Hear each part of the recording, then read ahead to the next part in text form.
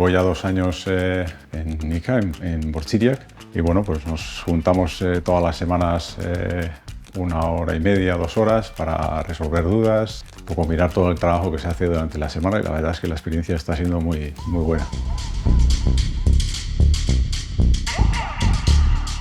Nire lana gehiena da erdaraz, gero eta gehiago da euskaraz, ez? Lankideen solas egiteko, beste hedabideak irakurtzeko, baita ere deitzen dugu irakurleak eta, bueno, zuk badakizu euskaraz, zuk posible duzu erantzun euskaraz.